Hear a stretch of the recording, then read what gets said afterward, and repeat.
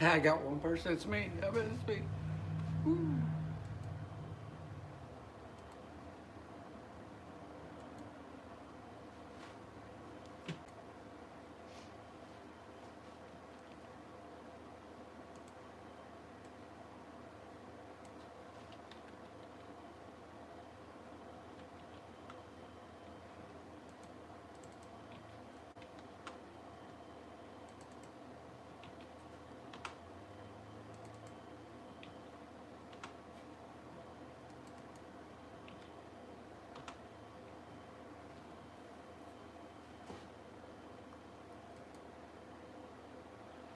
All right, so here we go.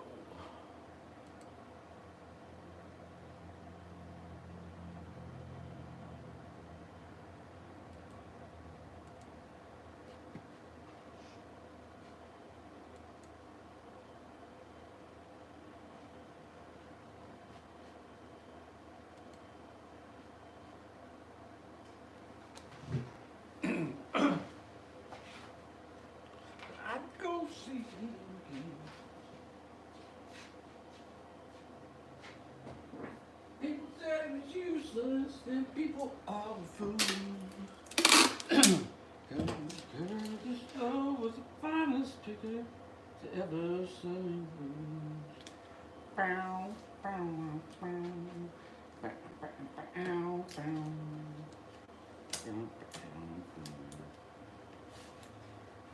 Yes, they always are. Oh dear, oh dear. I don't drink beer. Oh dear, oh dear. I don't drink beer. I used to drink beer. Beer was fun. Beer was fun. Beer was fun. Beer was fun. Lots of fun.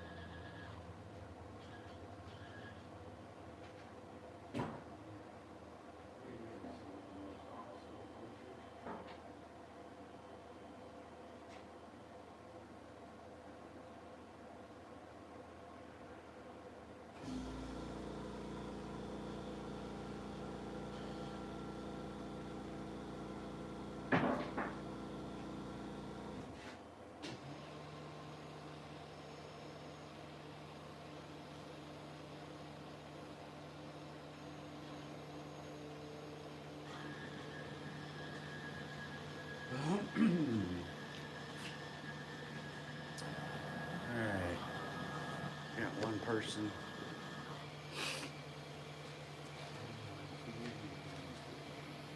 What are you saying all the time?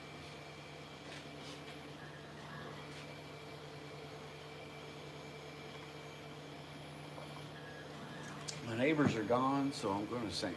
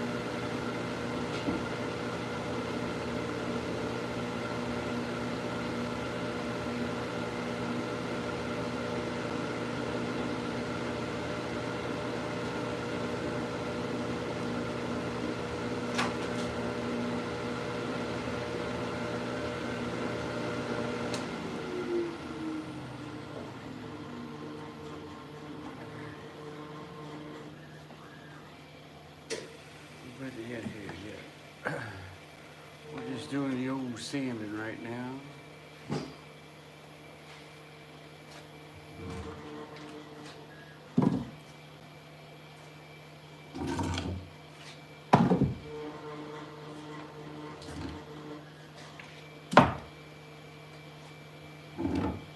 Hi, Mom, there. Hi, Mom. Are you hungry? You want me to get you a snack bar or anything?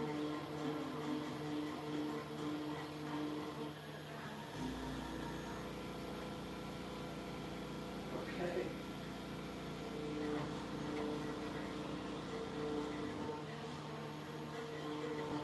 What? Yeah. Okay. You're not bothering me. Yeah, Mom's up and moving around a little bit more.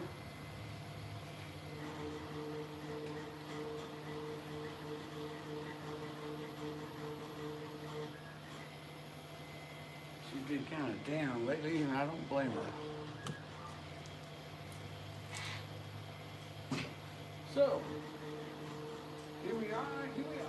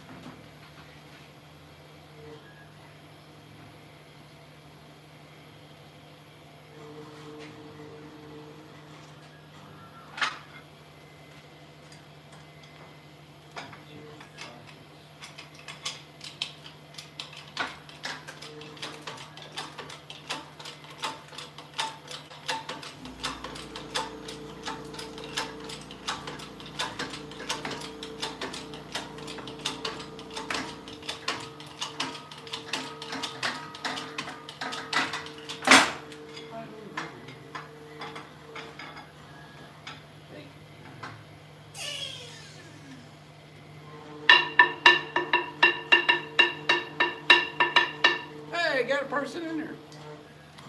This is the tone test. If these things sound like they're cracked, then I cut them up with a saw. Gotta have that note. How you doing? How you doing?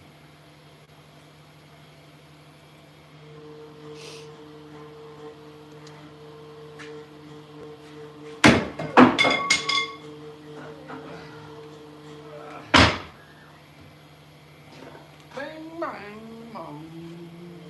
Good morning, Kelly.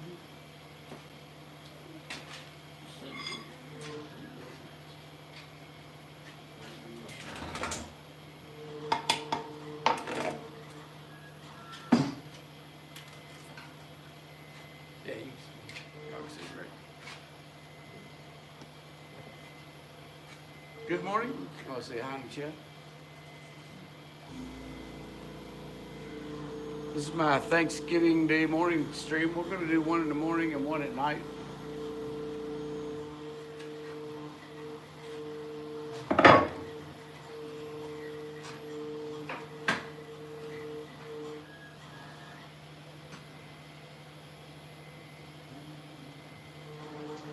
Mostly because I'm bored out of my skull. Boredom. Alright, this is how to press. This is how we press our rims out of the wheel. In technical terms, this is the wheel, and this outside piece will be the tire. So we're removing the wheel from the tire.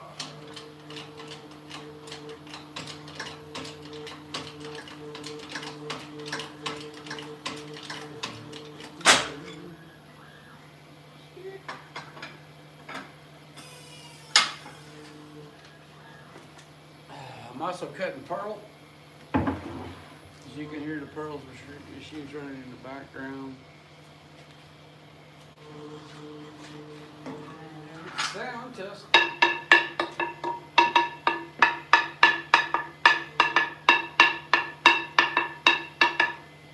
Sounds good to me.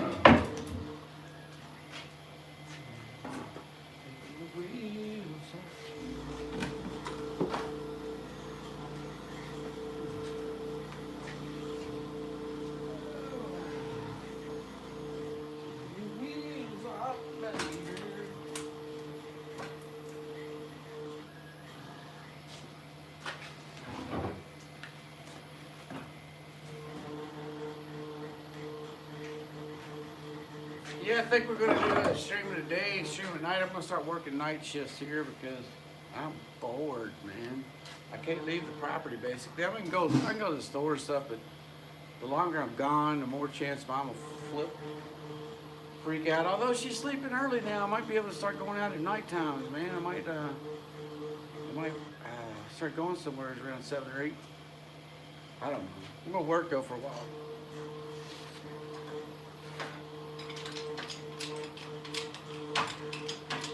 Yeah, it used to be she'd flip out every freaking hour all night. But now she gets calmed down about 7. I could probably slip out here if I wanted.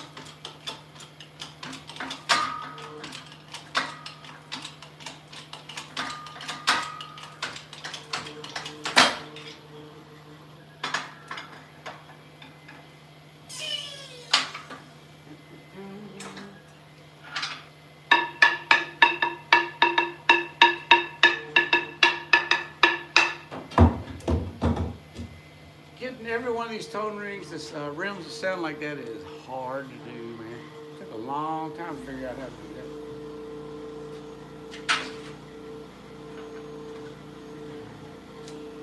that. That way banjo builders, when they're building their banjos, it'll always have that same tone. They can also order different recipes to have different tones. And so when they're building their banjos, they know that they got a constant. You gotta have a constant, because if every one of those sounded different, every banjo you build would sound different. You wouldn't know if they were good or not. So you start with the basics, man. You make these rims sound the same. You can actually tune them. I've learned to make them in A and G, and then the banjos come out way better. Consistency,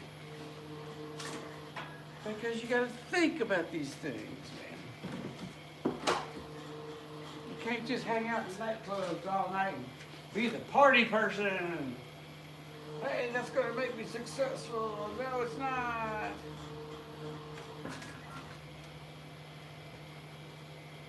Looking for Mr. Goodbar.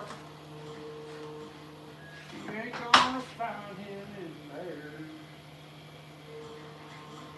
I want to go to a bluegrass music festival so bad. Man, to camp out and hear the banjos picking and the drunk idiots playing all night singing Love Come Home and freaking Clinch Mountain Bike Step. Oh, I miss all that. Singing out in the moonlight. Sitting alone in a moonlight. Thinking about the day gone by. Woo! Some good stuff back then. Still is.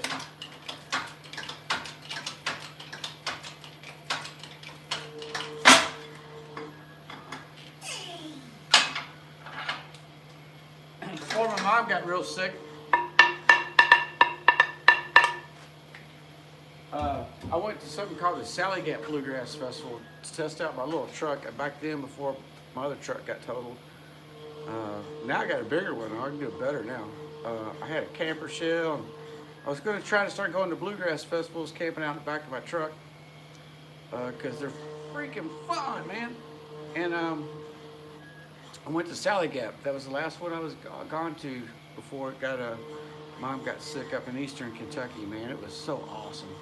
Somebody took a couple 100 acres on the farm. They had some bands come in. It was great. But I plan on, if I get some free time, I'd like to go back to some, and I'd like to explore Kentucky a little bit. Go up to Eastern Mountains. I did go before that. I actually went to Beckley, West Virginia. Woo, man, I camped out there for a week with my dog. I had my dog Buddy, and we camped out and had a blast, man.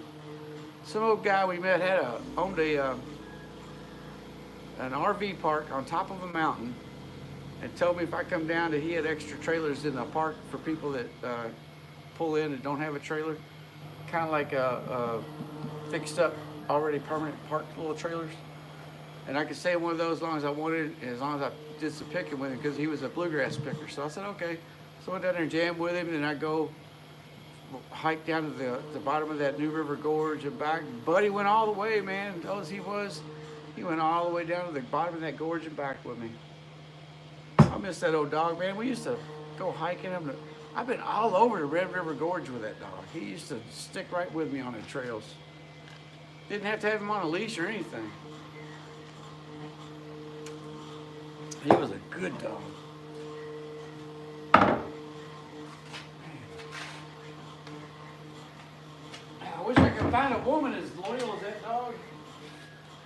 Like to go hiking and camping. That's hard to find, man.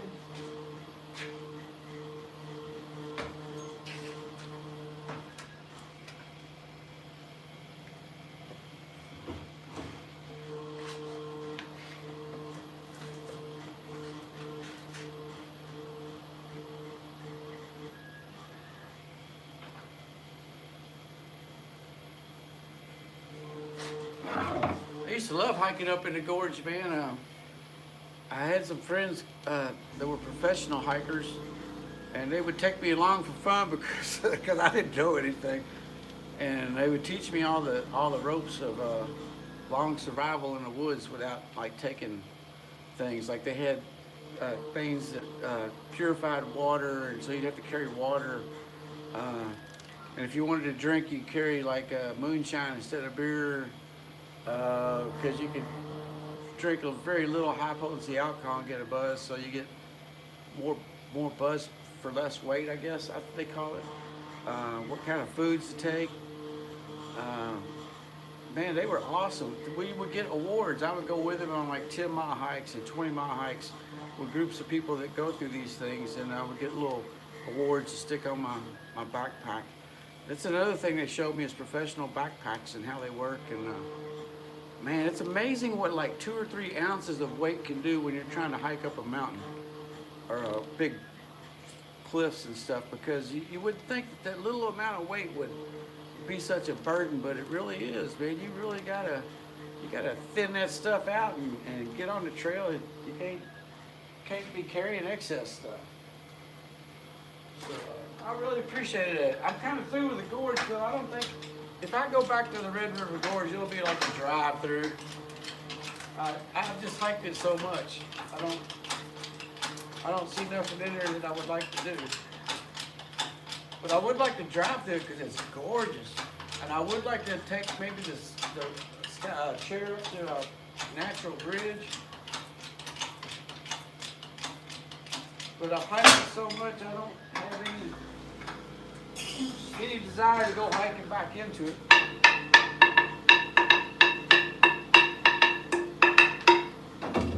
It takes a long time to figure out how to make that sound like that.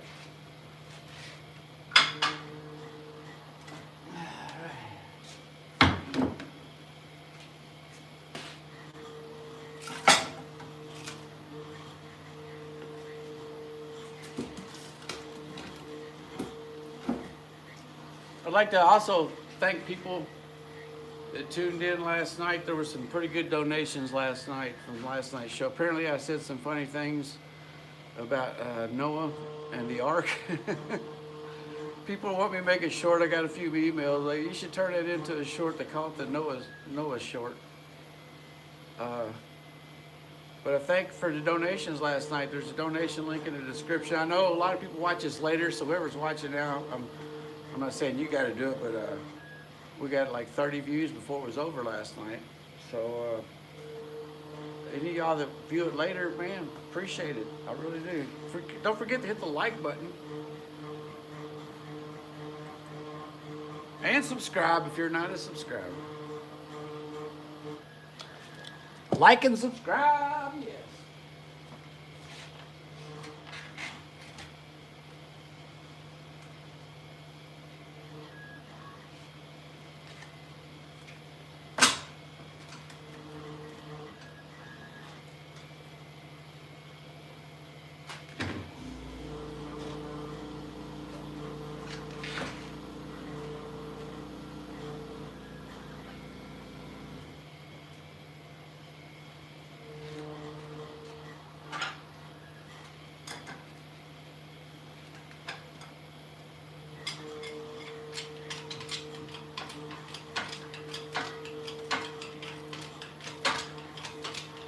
Woo. Happy Thanksgiving! Got 2 viewers, yay! 1 like, thank you for the like.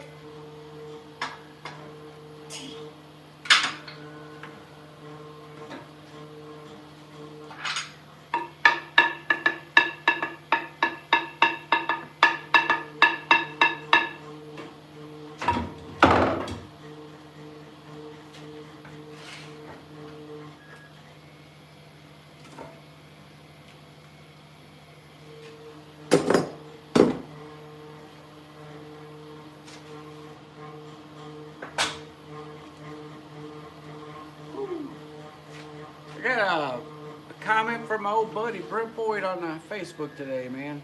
I ain't seen that guy so long. We grew up next door to each other. Guess he was my best friend when I was growing up, out of all my friends. He was probably the best. He was honest, and we had so many adventures, man. Me and him hiked all over the hills up here, Waverly Hill. We went through that old rotten tuberculosis hospital, and man, we had a blast. Rode bikes everywhere, and I guess we got 11 or 12. I was, and I got a banjo, and his dad got him a guitar. And after that, man, we practiced every night and every day. And both of us were successful in our bluegrass endeavors later on in life. And but we had such a great time, man. We get one of those 50-cent pizzas. I think they were 35 cents back then. And cook that pizza, and we practiced, man. And we learned how to pick and sing. Hell, we got our first job at Squire Boone's Cavern. I guess I was just turned 16 because I just got a driver's license, and Brent must have been 14 or 15. And we got our first job playing music. And we used to tour all the little music halls around greater Louisville. Like there's a VFW music hall out in LaGrange, or not LaGrange, Crestwood. There was a Lincoln Jamboree. There was a Shepherdsville Highway 44 Country Music Park. There was the Pine Ridge Jamboree. There was that place that was like Porky's up in Indiana. I can't think of its name, but it was like Porky's from the movie.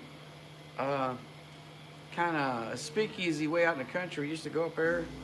I mean, that thing was packed and wild. Oh my gosh. I actually got girlfriends out of that place. Man, we had a blast. I would say of all the people I grew up with, Britt was like the we were like the Tom Sawyers of, we had adventures, man. We had true life adventures. They were awesome. So thanks, Britt, for commenting, man. I ain't seen you in so long. If you ever watch one of these, I appreciate it, man. What's today? Today is the 24th.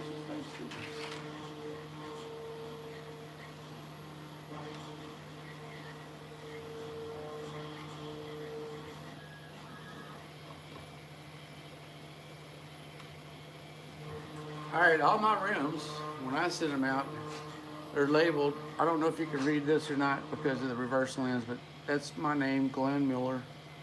This stands for soft maple, because that's the kind of wood this is. Tennessee, because that's where the wood came from. And 2-ply, because that means it only has 2 plies on it. 1 ply, 2 ply. So this wood came from Tennessee, the mountains, Smoky Mountains area. Big old sawmill up there like the Waltons, man. I mean, it's 3rd generation sawmill. That's 150 years old. And Man, they cut big trees, big blades like taller than me. Yeah, I don't tell people where it is because it's my top secret source. And yeah, but that's where all this wood comes from, man. I love it. I want to get another load sometime this year.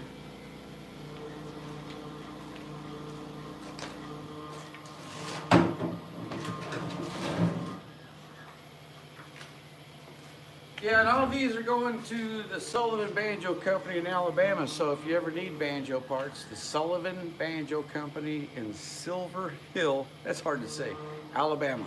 You can look them up, called the Sullivan Banjo Company, and they carry everything I make here. He buys. I don't even have a chance to sell it to somebody else. So it's a pretty good deal, man. Somebody's at my doorbell. Mom's out there. It must be getting a little warm. She's motivated.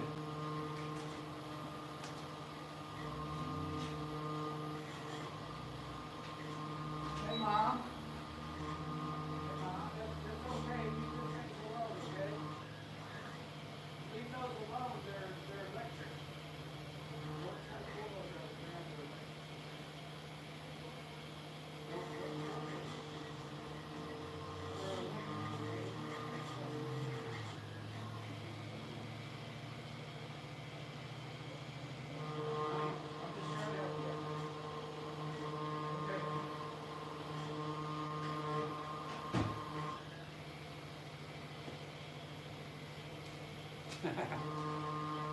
My mom is out there, and my old man, before he died, had put some electric lights in the ground. They look like solar lights, you know, the kind you stick in the ground. She's out there trying to pull them up, thinking they're solar lights. I mean, she used to know all this. She doesn't know anymore. And so I had to tell her like that they're not the solar lights.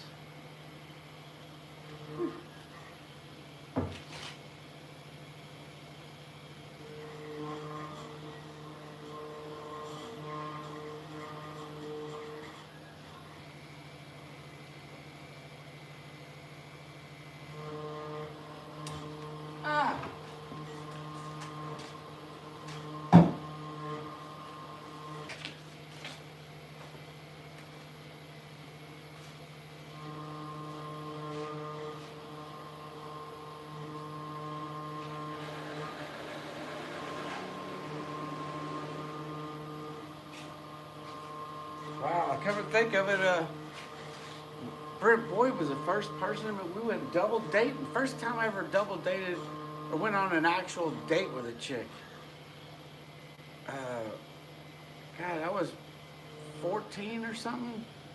We rode our bikes up to there used to be a mall up here. I think it was called the Eastland Mall. And it had a movie theater in it. And we watched Coma. It was we snuck in, it was rated R. We're all underage with two girls. We watched this movie called Coma, and they squeezed our hands and all that, you know, because it was scary. It was pretty cool. Britt was awesome, man. But we rode our bikes everywhere, man. We had adventures. Man, I should write books about the adventures we had. Riding bikes around and going everywhere. If our parents only knew how many places we had been and how far we had gone, I don't think they'd ever let us ride a bike again. And we used to ride skateboards. There was a big skateboard craze, and there's a big park up here from us that just brand new pavement on about a mile long hill, maybe 2 miles long hill that wove slowly down to this big lake or a big pond and a lake at the bottom. And we had this bright idea that we were going to go ride our skateboards down that freaking hill. And man, it was death-defying. We should have never done it. Brent had an accident and got rocks in his elbow. And but it was some of the scariest things I ever did. I mean, we got going like 50, 60 miles an hour. The boards were wobbling, and we're just like, ah, shit. And it was awesome, man. It was some good times. He's a good dude.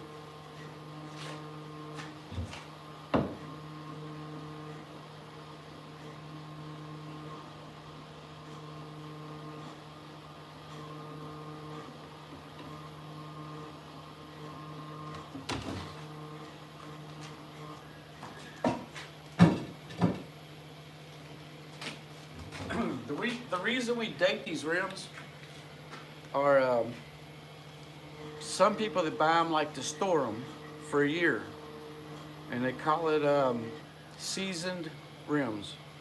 So we date them when they leave here, so that when they put them into a storage facility, they know when they pull them out, you know, how long to wait before they pull them out. For some reason, the professional builders let these sit for a year, so they'll buy like 200 of them, and they'll put them in a storage room or something for a whole year, and then they'll start using them for the next year's models. And supposedly it works better. I personally think it's because people put too much pressure on the rims when they first bend them, and they got potential energy in them. And when they cut them on the lathe, when they're fresh, they'll twist back to their natural, try to go back to their natural position. But the way I steam bend wood, it, like you see right here, it stays in a circle without any clamping, so that when you put it together, there is no potential energy. And I've had people cut them fresh out of my shop and they don't bend. But if they want to season them, I would recommend doing them. You never know, there might be one out of 100 that it didn't, out of my shop, that isn't perfect. I can't test every one. But my goal is to take the potential energy out, so that even in the future, when it's on a banjo, it won't warp. It will stay same.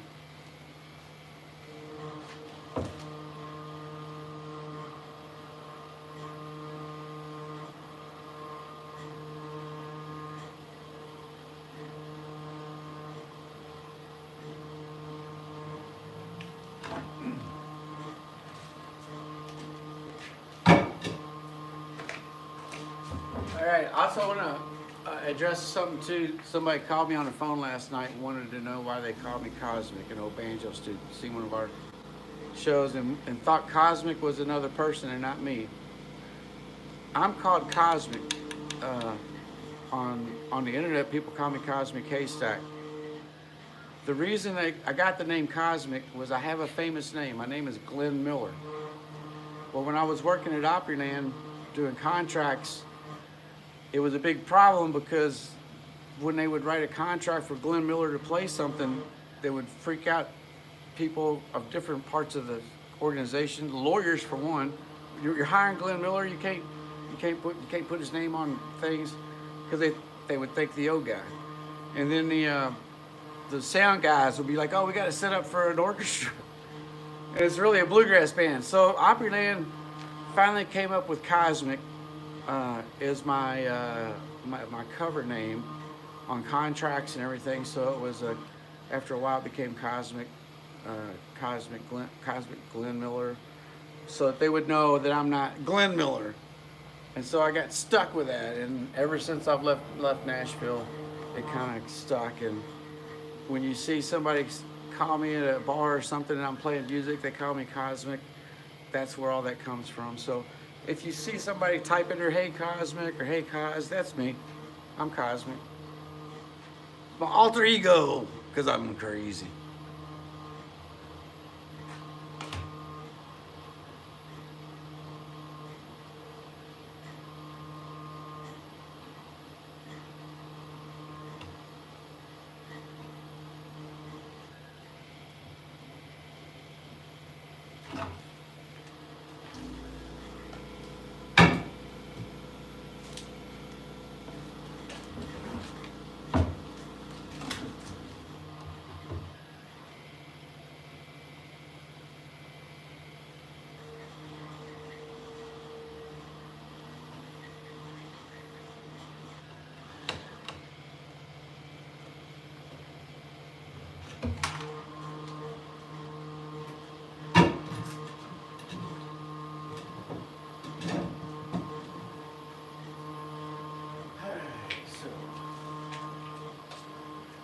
I'm gonna go fill up my tea. Thanks for the extra like. I appreciate that. I seen that like up there. Make sure you click the like button. But I'll be right back. Give me a minute. I'll go get a tea and I shall be right back. Check out this machine.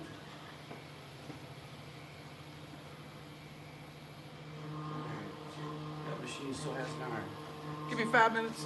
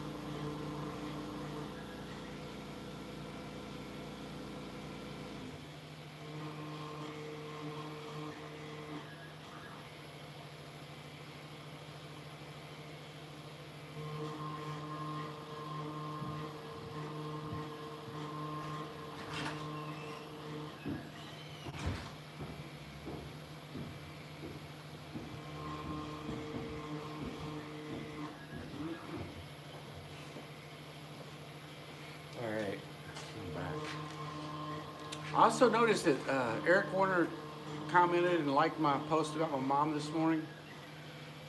When I was growing up, I basically had 3 sets of friends, basically. You have your relatives, my cousins, which everybody has. All the relatives, uncles, all lived around me. I had my mom and dad's friends' kids that were my age, because when they all graduated, they all got married and all had kids at the same time. So we're all kind of the same age. So Eric Warner, Steve Kennedy, Jeff Kennedy, a few other people, we all knew each other from being the kids of the group of friends my mom and dad had. And then there's the neighborhood kids like Brent Boyd, Rusty Anderson, Frankie Glover, Todd Tolles. Todd Tolles still lives over here. And so you got these 3 groups of friends, and Eric's in the family friend thing. And I appreciate him on my Facebook, clicking on likes and stuff. He's awesome, man. All right, so what was I doing? Make some more.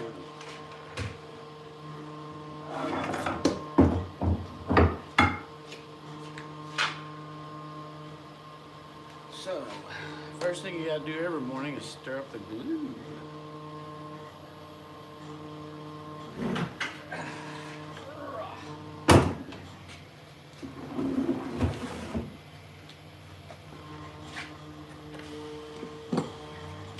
This job will give you muscles, I swear. Everything about doing this is heavy, man. Everything. I could probably pick a person up by one hand by now, man. Freaking amazing. I'd never do that to somebody. Well, actually I have. But I wouldn't do it unless I had to. Unless you got to do it, do it. If you don't got to do it, don't do it.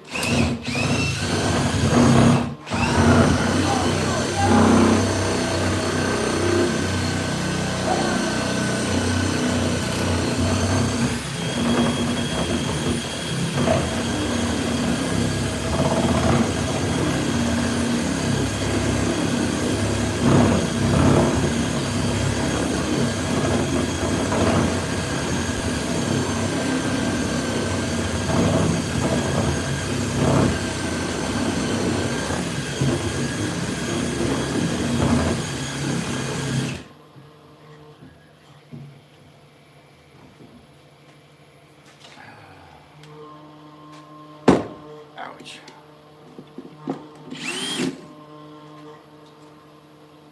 If you don't got to, don't do it.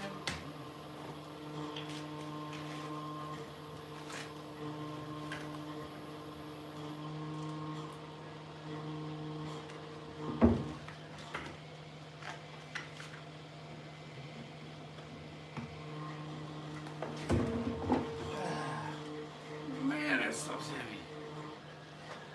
If y'all been watching the last 2 or 3 streams, I've been ranting about drunk people calling me on the phone. It's actually just one person right now, but the other people have done it. And it's just hilarious, man. I used to drink, but I don't think I called anybody that I can remember. But man, that stuff's weird.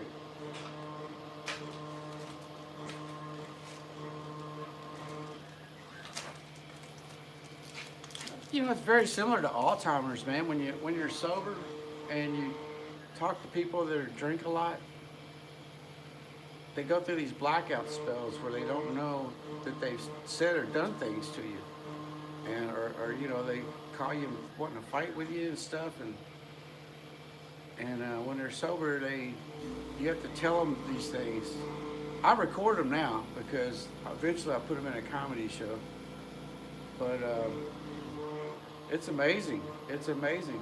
And you try to explain to them, like, hey, man, you know, when you were passed out, you know, you said all these mean things and started these fights. And not everybody does that, but there's a select few people that just, they're gone. And they don't see it because they can't remember that they did that, so they never see how bad it is.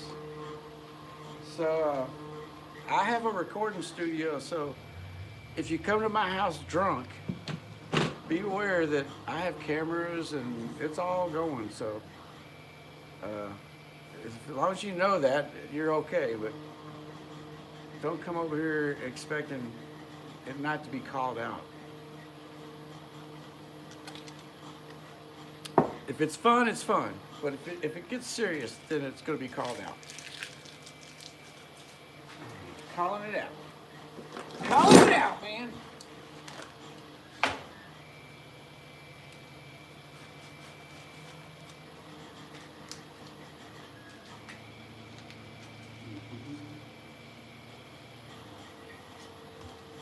I tell you what, this year was an experience for me.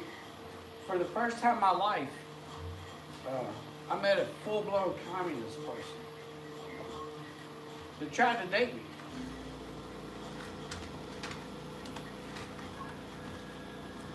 I've never seen that in America. I've seen it on the news.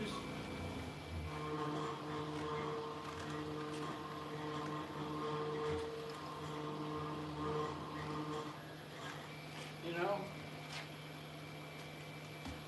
Call me on the phone crying and shit. Why does everybody like this Trump guy?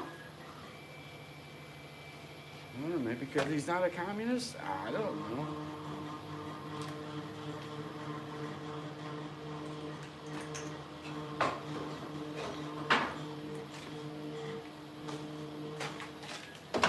The point is, why does everybody like him? Why do you let him make you cry? Why do you let somebody that's on a TV get you pissed off?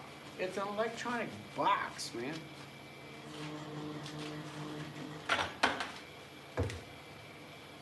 You know, recently that girl died that made all Hitler's propaganda films about the Jews, started getting the hatred against the Jews. I can't remember her name.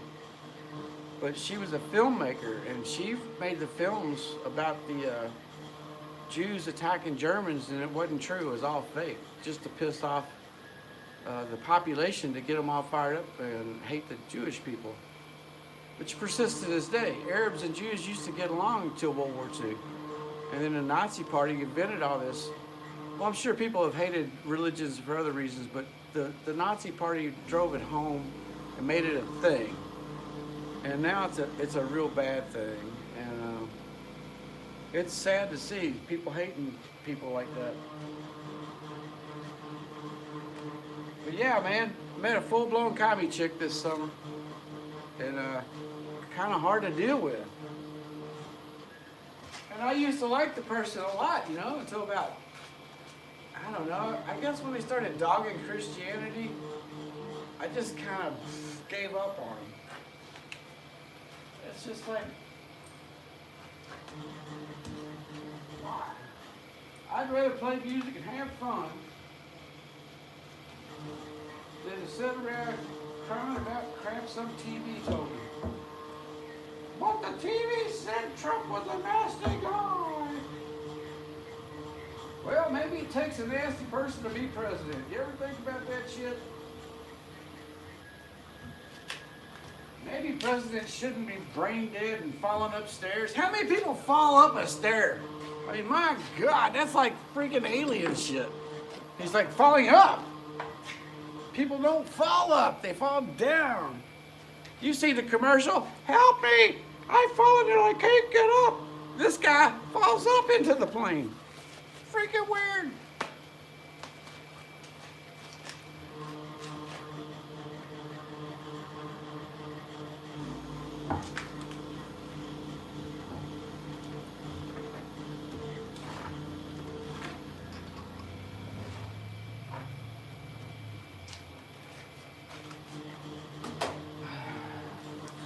Here I go, I'm ranting again. I'm sorry, I didn't mean to rant. Run everybody off. But daggone it! All the commie pingos out there trying to make everybody believe shit that ain't true.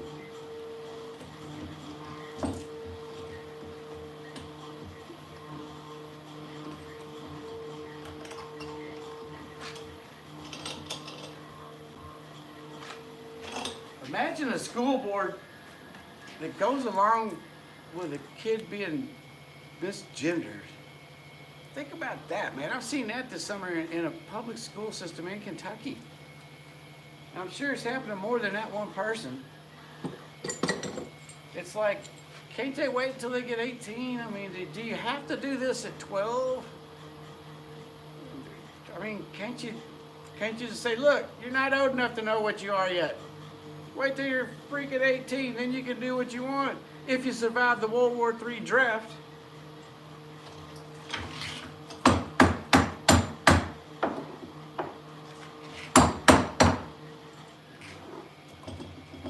Stop using a hammer. Get a real hammer.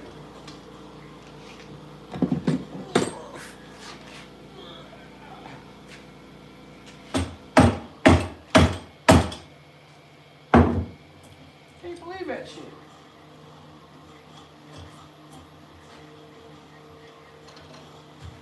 Maybe if the kid was out mowing grass and picking up trash, they wouldn't have time to think about stupid crap like that. How about making the kid do their homework? And if they're so smart that they got that done, give them more homework.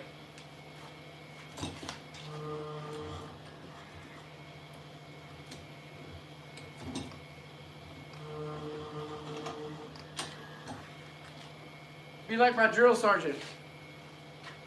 Well, I've noticed that you've done a lot of thinking about your sexual orientation. Sir, yes, sir. You know what that means to me, son? That means that you got time to do push-ups. Now jump down and give me 100. That's what they do to you, man. How about this? You did a really fine job polishing them boots, son. Oh, thank you, Sergeant, sir. Matter of fact, it's so shiny, I can tell that you ain't shaved. Now jump down and give me 50. Oh, a personal experience on that one. I'm like, you can see my whiskers on your boot. Give me a break. Yeah, we need a boot camp for kids, man.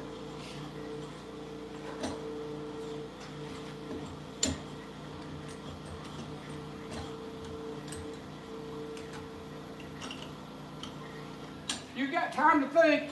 You got time to mow that grass there, son. Woo. We don't pay you to think. You're expendable.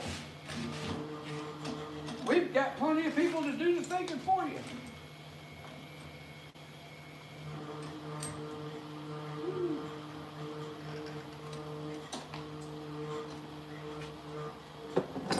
You know, I'll tell you, one of the things I miss about being in the Air Force was I didn't have to choose what I had to wear every day. Every day was this green canvas outfit. Unless I was going to some ceremony and I had to dress in blue. Dress blues. And that was the coolest thing, because I woke up, I look at my closet, it's green. I don't have to like, oh, my socks don't match my pants and my underwear. It's all green. Even my underwear was camo. In case I was out in my booty running around in the jungle, I had to have some camo underwear.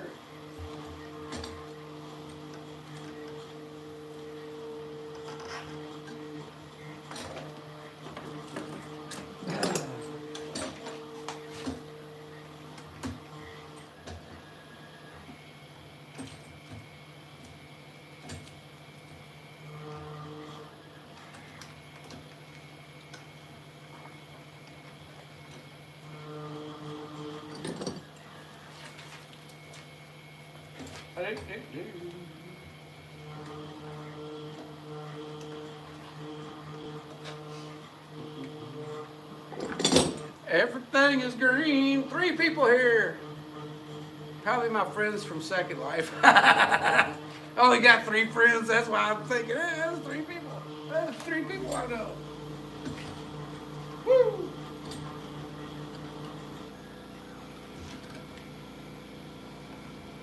Oh boy, oh boy, oh boy. Money. If you got the money, honey, I've got the time. We'll go honky tonk and we'll have time. You can bring this cat, leave my old wreck behind. You got the money, honey, I've got the time.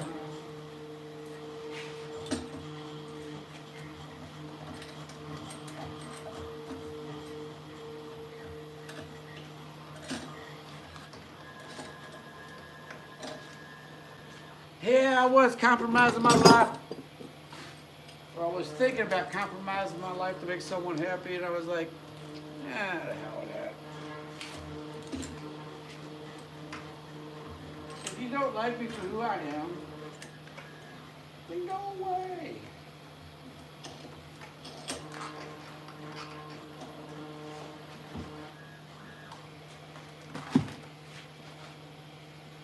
Alright, where's my headphones? Oh, my headphones.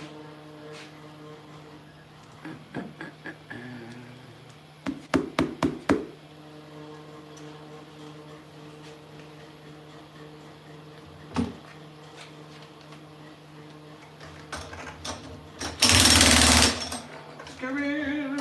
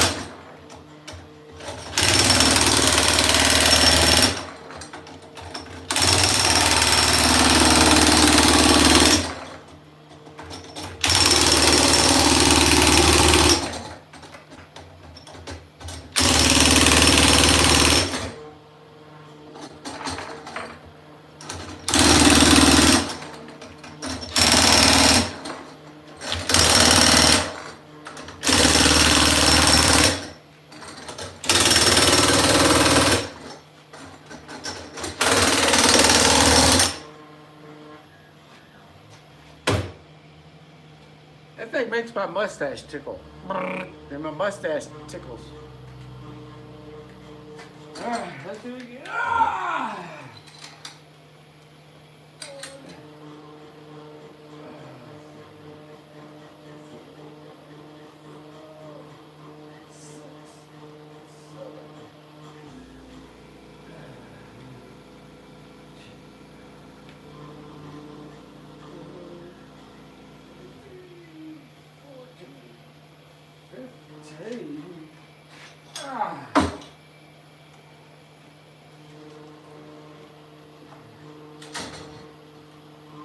Woo! I like to do that because it straightens my back out. Makes it go crunch, and then all of a sudden I'm standing up straight and shit. That's a good exercise. Makes my chest muscles pop out like I'm some kind of papa. Oh boy, I gotta be a papa. Now forget to stick my hands back. The man with no ass. Secret Service. Double O ass and a half.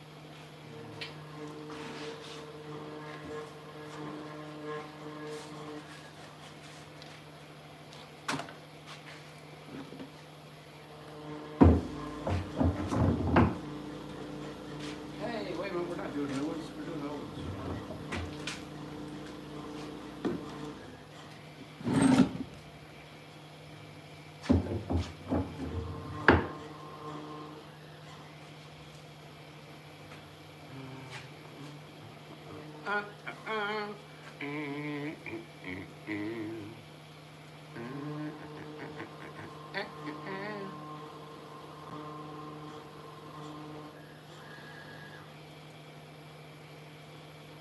was trying to check my email, but it got stuck. There you go. State Farm.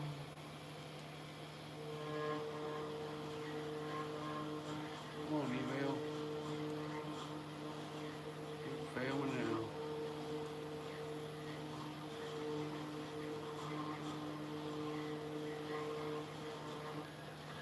I'll just check it upstairs later. All right. I might play some 7 Days to Die tonight. It's a little video game where you shoot zombies. Pretty cool. I like shooting zombies on the internet when I get bored.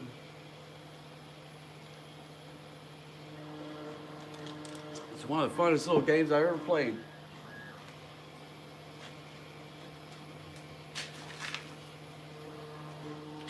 I don't know if I should do any ranting. I'm going to save all my ranting until later tonight. I'll do another show tonight. Because I noticed last night some of that shit's funny. I'm going to make some shorts out of some of that somehow. I'm not sure how to make shorts out of a YouTube video. Or if you can even do it on YouTube, you might have to download it first.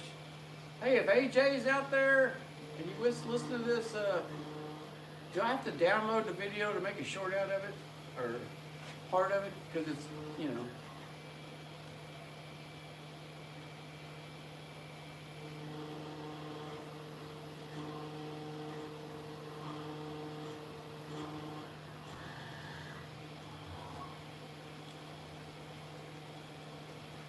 We'd run around and play in the hills of old Kentucky.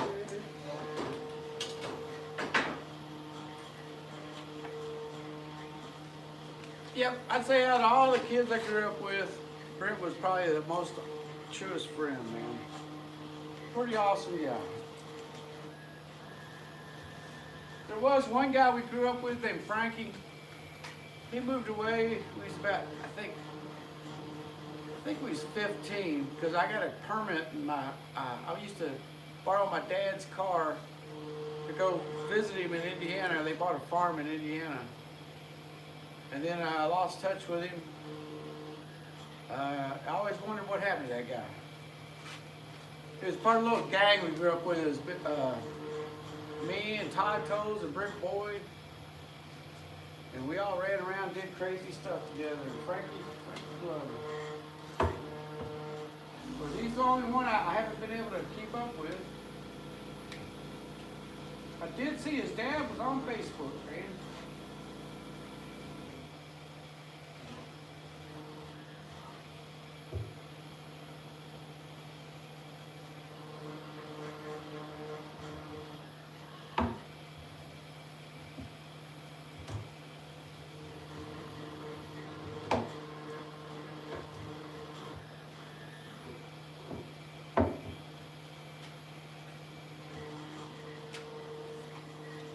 But I don't know where he is. I haven't tried to look for him.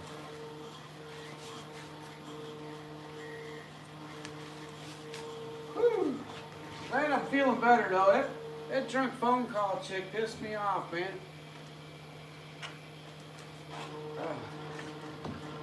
Some people can be so freaking stupid.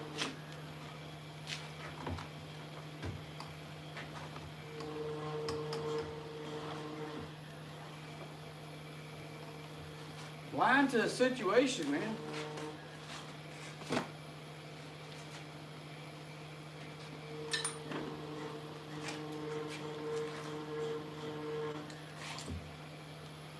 Alcohol mess a person up, man. This stuff causes something very similar to diabetes.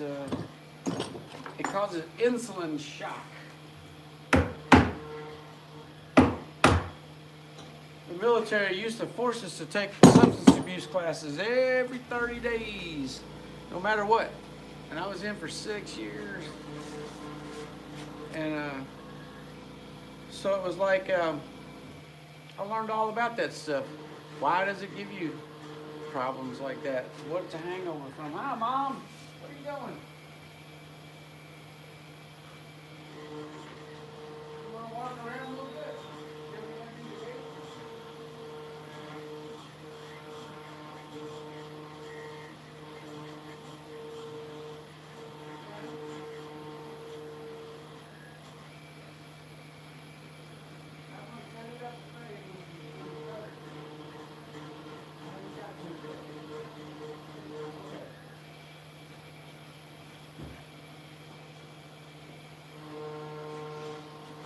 Glad she's active, man. There for a couple months, man, she was just couldn't get out of bed. Now she's She's up and walking around, but she's still not there. I mean, she's never going to get better. Don't take me wrong. She's not going to come back from it. But there are times like now that she's doing better.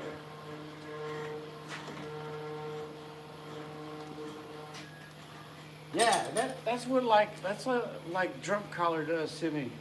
It's like I'm sitting here, stuck here, taking care of my mom, and then I get a call from a drunk person who's paying $20 for a beer and spending $1,000 to go somewhere, and I'm like, do you not even understand how rude that is? You know, that's just freaking rude. It's one thing if you call to say hi and shit. Or, hey, man, I'm at the airport drinking this beer and I thought you could use 20 bucks. I sent you 20 bucks PayPal. That's a whole different story. But when you call and you're like, you know, I'd like to help you out, but it's like, please, you spend more driving to the Gulf Coast and back than it would take to fix most of the problems I got. So that's why I'm just hang up on these idiots. They get mad at me. This is not the only person that's done this. I'm like, but there are some great people out there that are helping me for years now that don't do that, and I appreciate them. Those are the people I appreciate, man, and they give without asking, you know, because they know the crap I'm going through. So I appreciate that, man. That's the most awesome thing in the world. Somebody helped me get some software. Now I'm going to be able to build next. The more kinds of things like that, the more I can do on my own. I won't need as many donations. Someone explained to me how to get this system working downstairs. It's an old computer, but I can run it from the main computer upstairs, and now I don't have to run up and down the stairs, and my legs don't hurt no more. Oh my gosh, I thought I was going to die. My ass is gone because I run up the stairs so much. It disappeared. After about 5 years, there's nothing left of it. It needs to recover. So that's pretty awesome too, that I can do all this now and not have to run up and down the stairs every 5 minutes. I got to fix up on the computer. Hey, Sheldon, thanks, man. Happy Thanksgiving to you too, man. So, yeah. So, yeah, there's been a lot of help, man. For example, Sheldon there. Man, Sheldon was the first person to help me get all this Pearl going. He helped me immensely on computer projects, and, you know, sometimes money's not the thing. Sometimes like helping, like Sheldon was doing, was a big thing that causes me to advance more so I can take care of my mom better. So a lot of times when I ask for donations, I'm not thinking of me. I'm thinking about how can I make things better so I don't need to ask me things all the time. For example, we need 150 subscribers and we'll be a real YouTube channel. That would help, man. Anybody wants to get out there and push on subscribers, I'd appreciate that. I don't have a Twitter account. Maybe somebody can figure out. Well, I got one. I don't know how to use it.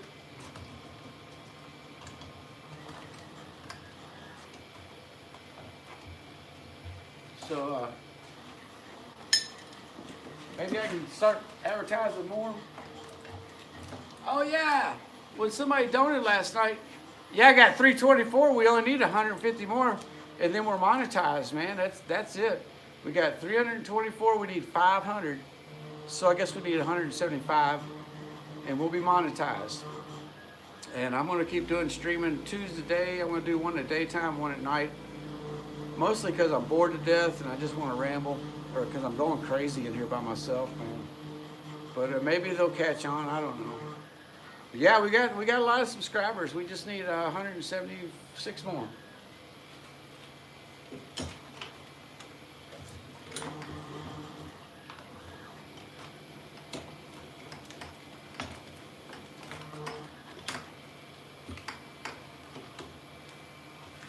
Yeah, that Noah skit I did last night, I'll rewatch some of this video, and I did this Noah skit where I said something like, could you imagine back in the day, God coming down, or God's hanging out in heaven?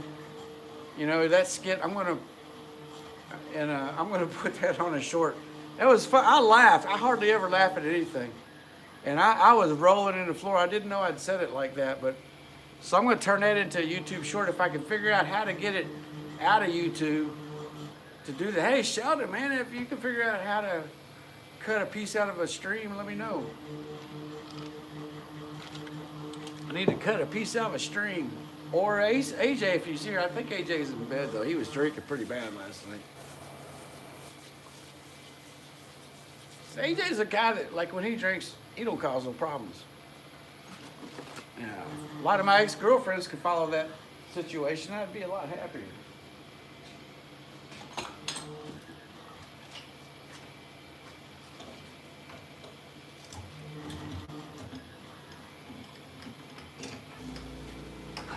Kind of made me want to write a country song last night. Like, I want to write a country song. He said, drunk call, that's all I hear from you these days. It's like you're almost permanently gone away, except for the drunk calls I get these days.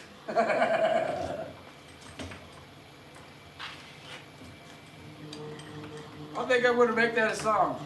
Yeah, it'll start off like, drunk calls, that's all I hear from you this day. It's almost like you're permanently gone away, except for the drunk calls I receive every day. I'll make a good old chorus line, like a verse, like, you know, we broke up 9 months ago, but I'd swear she thinks it's yesterday. Calls me up, wants me to share in her new relationship. I'm like, no fucking way. But I like the chorus. Drunk calls, that's all I hear from you these days. It's almost like you're permanently gone away, except for the drunk calls, that's all I hear from you these days. Maybe someday you'll forget me, and the drunk calls will go away. That's it. Oh, it's on tape too, man. I can rewind it and blew that. Yeah. Drunk calls, that's all I hear from you these days.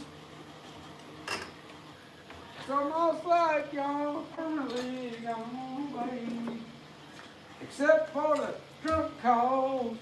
That's all I get to hear these days. Woo. Yeah, I'm glad that's recorded because I can't remember what I said, but I thought that'll work as a song.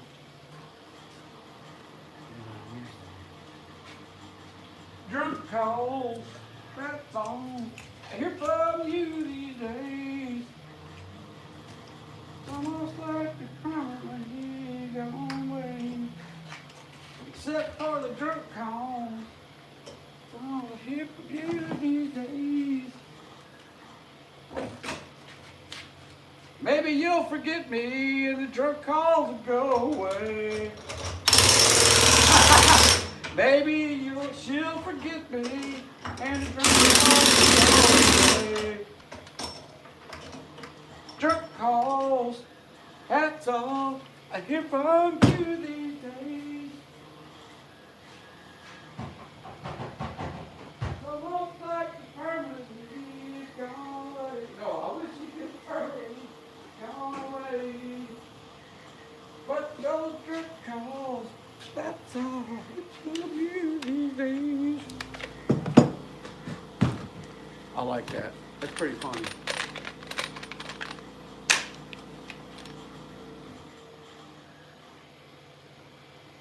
Yeah, it has a ring to it, don't it? Drunk calls, that's all I hear from you these days.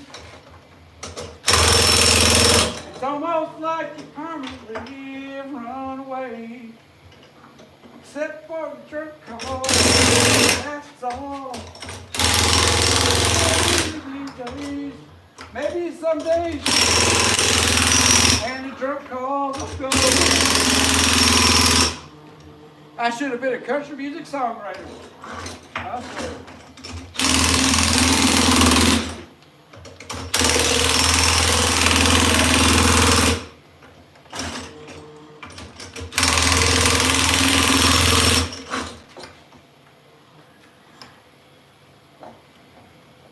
gotta put another block.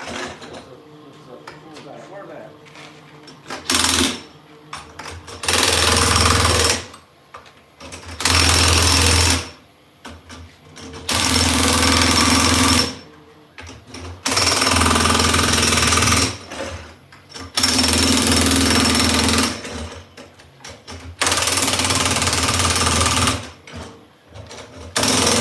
Oh, I got it. That's how it goes. This is how it goes. Drunk calls, that's all. Hear from you these days. And I was hoping that you'd permanently go away. That's it. That's it. Drunk calls, that's all. I hear from you these days. Even though I was hoping you'd permanently go away. But the drunk calls, that's all. Hear from you these days. Someday she'll forget me, and the drunk calls will go away. Maybe someday she'll forget me, and the drunk calls will go away.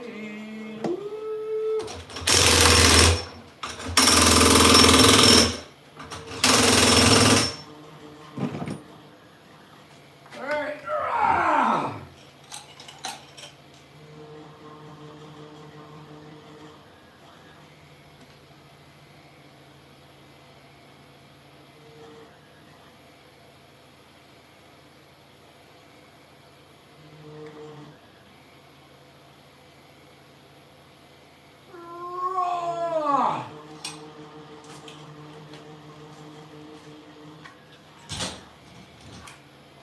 Drunk calls, that's all I get from you these days. But I was hoping you'd permanently go away. The drunk calls, that's all I get from you these days. Maybe sometime she'll forget me. Maybe over time she'll forget me. And the drunk calls will go away.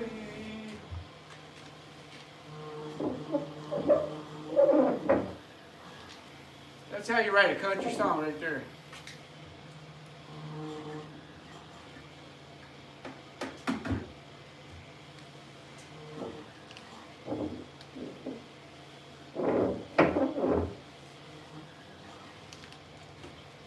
And you gotta write some old country long song lyric thing. Oh, I'm sure Jimmy Martin did a lot of songs like that. He did Sequoia.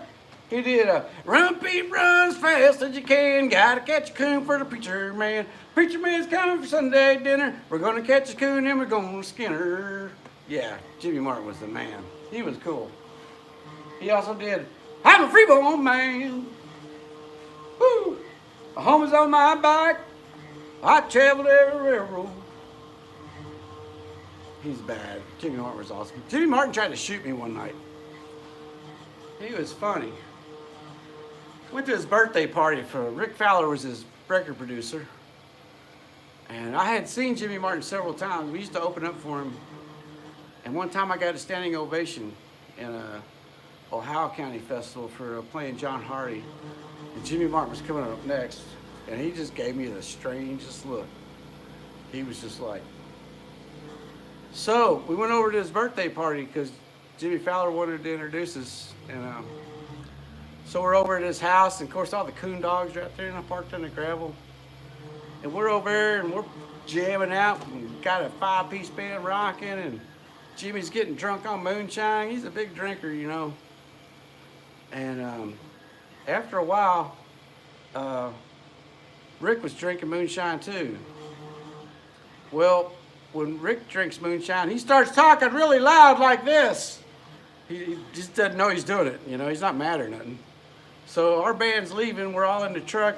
And Jimmy's sitting on the, Rick's sitting on the window like this. Hey, you guys did really good tonight. I don't want to. He was telling us goodbye. Well, Jimmy Martin's about sitting right there, door right there, comes out with a shotgun. Ricky, I'll shoot them son of a bitches, because he thought we were fighting. And I was like, holy crap, Jimmy Martin's got a gun. He's gonna kill me. So man, like I just like floored it, and Rick was still like this, like in my side view mirror, he was still leaning over like this, and I was done gone. It was like gravel dust coming up. But yeah, there's old Jimmy Martin's gonna shoot me with a double barrel shotgun. I was like, holy crap! What an article that'd be in a newspaper. Cosmic Haystack shot by Jimmy Martin at his birthday party. Oh yeah, that's funny as crap, dude. Yeah, Popular Pivots, what's up, man? Jimmy Martin was a famous guy, dude. He was the king of bluegrass. Him and Bill Monroe did not get along.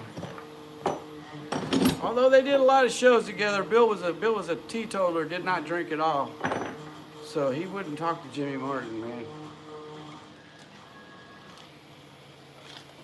But Jimmy was fun, man. I seen him get real drunk one night, and he was on the stage in front of thousands of people, man. He grabbed that microphone and started hunching it like he was like he was like a stripper, like from a Lady Gaga or something. He's like 70-year-old. Oh man, I was rolling so hard. I was like, oh, Jimmy Martin, you're cracking me up out there, man. Oh yeah, I will, man. I gotta go refill my Coke. I'll be right back. I'll be right back.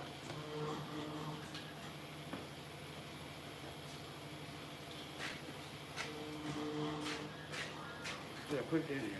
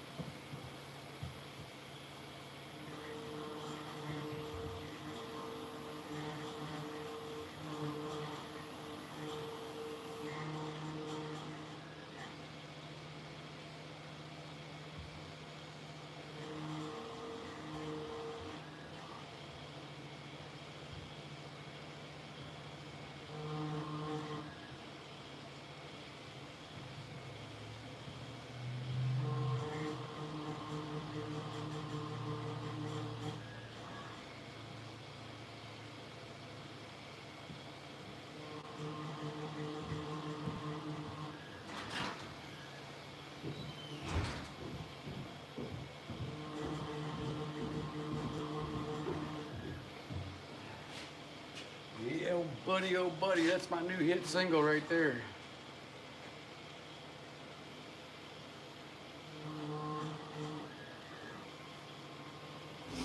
Yeah, Jimmy Martin was a good dude, but he drank serious drinking. Like I said, there's a couple different kinds of drinkers. Jimmy Martin was one of those people when he got drunk, he didn't know what he was doing. Raymond Fairchild, when he got drunk, he just became a better banjo player. He didn't act stupid. He could eat. Raymond Fairchild could eat corn. He did eat ground up cornbread and moonshine for breakfast, like it was cereal. And he didn't. He always kept his cool on stage. He never did something stupid like. But Jimmy Martin, man, he's one of those people like the drunk caller that calls me that forgets half the stuff they do because they drink. Total different concept of drinking. So it's not a one size fits all thing, man. Some people, not a problem. Some people, it erases their memory, and it's sad. But I like that song. One call, that's all. I hear from you these days. I was hoping when you left you were permanently going away. One call, that's all. I hear from you these days. Maybe one day she'll forget me and the drunk calls will go away. That's gonna be, I'm gonna put that on recording tonight, man. That's gonna be on a recording.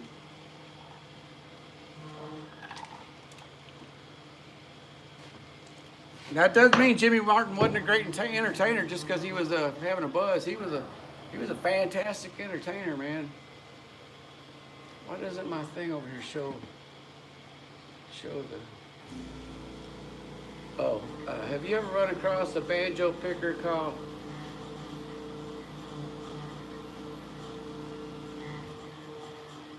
called Hee Haw? Are you talking about the guy that played the music for the Hee Haw intro? Was it Buck Trent? No, it wasn't Buck Trent. It was I can't think of that guy's name. He's the same guy that made parts for the Apollo moon missions, but he played the banjo on the intro to Hee Haw. And I can't think of that guy's name. But I don't know of a guy named Hee Haw. There's a lot of them. There's Banjo Bob, Dave Evans. Oh man, gosh, so many of them. I can't even go through them all right now. But I used to know all of them guys, but I don't know of a guy named Hee Haw.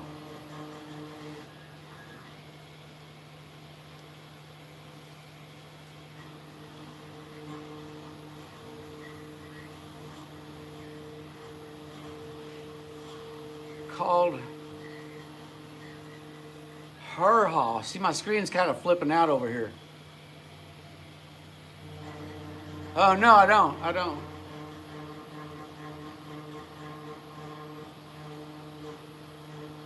No, I don't know.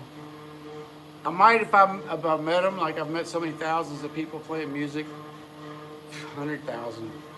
But I do remember when I talk to people, but I might not remember their name. But yeah, I'll probably have to meet them.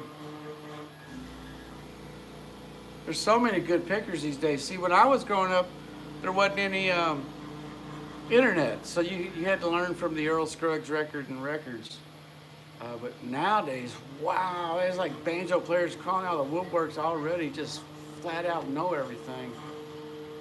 And man, they get good. They know more by 18 than I know by 30, you know, playing with all those famous people and stuff. It took years for me to even hear some of that stuff, like to even know where to find the recordings of it. But nowadays, you get on the internet and everything is out there. You can research and do all that stuff.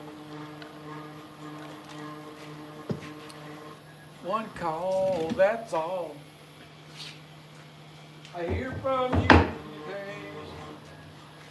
I was hoping when you left me, you'd permanently go away. One call, drunk calls, that's all. I hear from you these days. Maybe one day she'll forgive me and a drunk call will go away.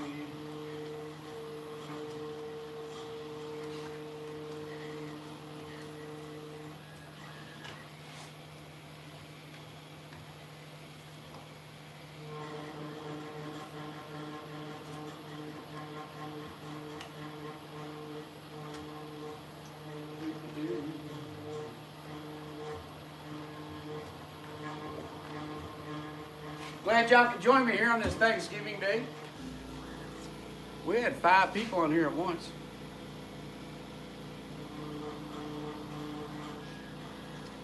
That's pretty cool.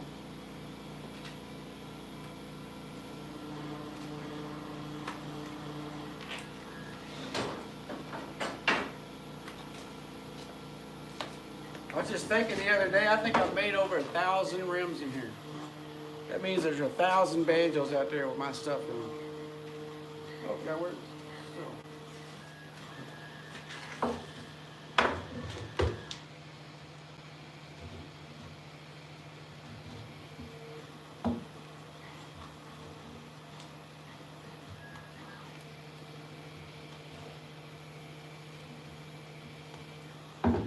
Drunk calls will go away.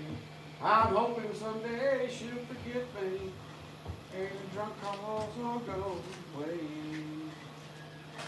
Yeah, last night's stream was fun, man. I was ranting all about that crap, man. I was having a blast.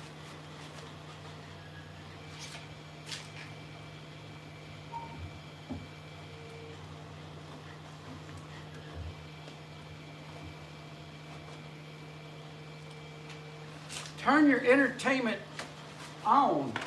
Turn the evil off in the world. Laugh at the evil.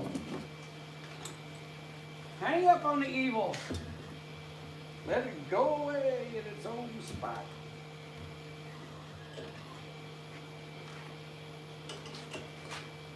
And I really like that person too. I mean, honestly, if it wasn't for all that crap, I'd be hanging out, man. But I just don't like to fight, man. It's one thing if you're fighting for a reason, like, you know, you got a reason to fight.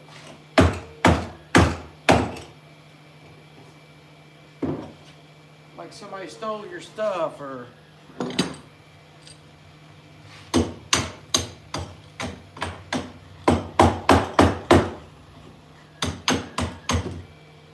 maybe somebody's getting ready to rip you off and you don't know it, so somebody's trying to help you. But you're a Christian! Christians are responsible for all the death in the world! Yeah, please stop saying that. Yeah, well, you're a human being and they kill more people than Christians. Think about that. You're a human. Humans are responsible for all the death in the world. And you're one of them.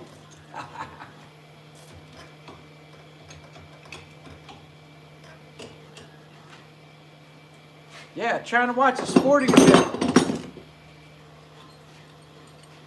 And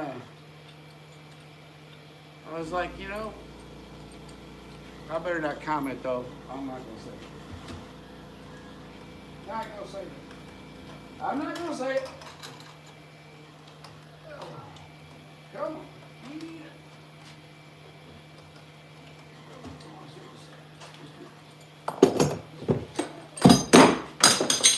Don't you dare. Hey, that works perfect. One call or drunk calls. That's all I hear from you these days.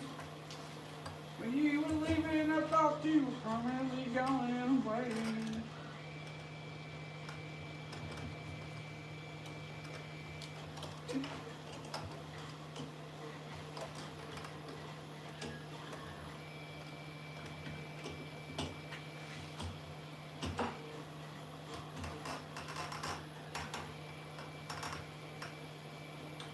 Come on.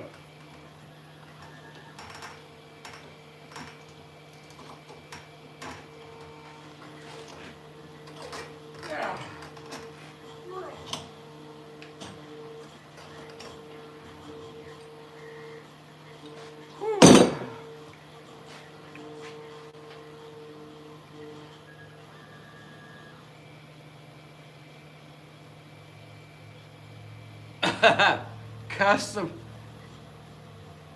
Custom Turkey Day rims, man. Later, Tour 274 later, man. Or If you're a man, are you a man? I can't tell from the picture, it's so tiny. Later.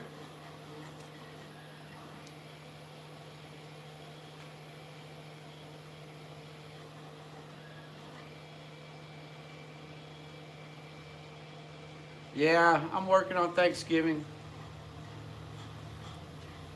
Last year, man, pretty cool. I had a person come over to visit me, was cooking, and I missed that part of all that social relationship there.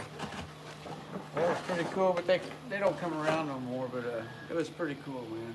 So I'm kind of lonely today. Except for y'all out there on the internet. Great friends. We're kicking ass. I'm going to try to do a truss rod test today, but I'm running a small CNC and I don't like running them together. I don't have shielding wiring on this one, and sometimes, believe it or not, the frequency can cause this one to jump. And so I'm just kind of waiting until that one gets done and I'll do a test run. One day I'll be able to afford me some shielded wiring. Actually, it's the amount of time it takes. The wiring ain't expensive, but you got to sit there and take all the wires off of that one to replace them with shielding, so it takes like a day, man. But that's okay.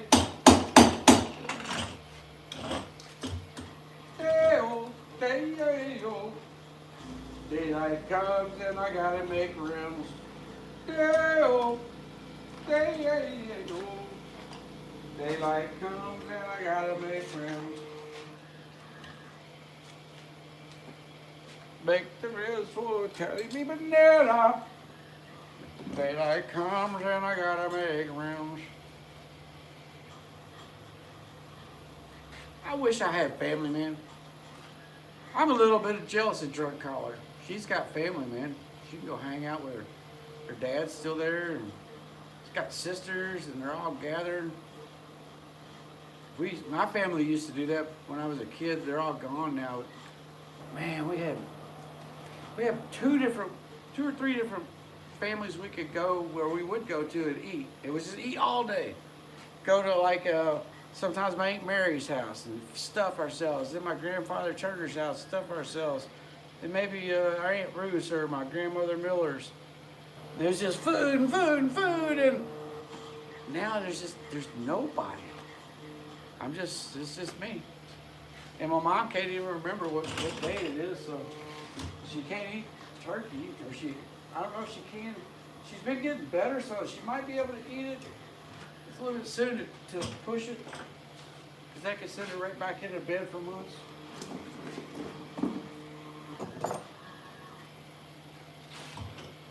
Yep, just me.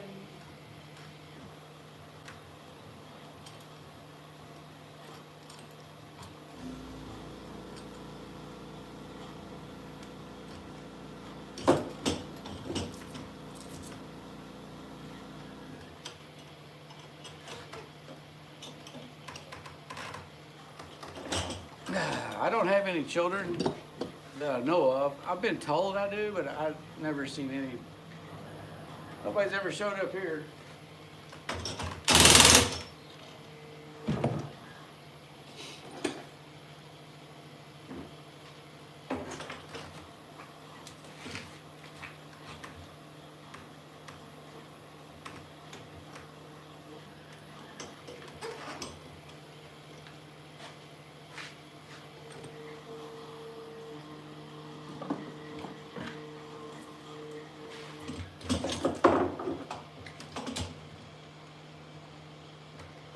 I would love to have a turkey dinner though. Woo! I used to remember, we used to go to one aunt's house. I don't know if she was my aunt or my mom's aunt, or my grandmother's. Her name was, her daughter's name was Rhonda Gale. She was gorgeous.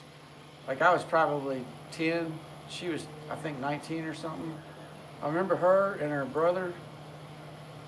I can't think of her mom's name off the top of my head, but we would always go out there for either a Christmas or a Thanksgiving dinner. Rhonda Gale, though, like my family had all these Southern names.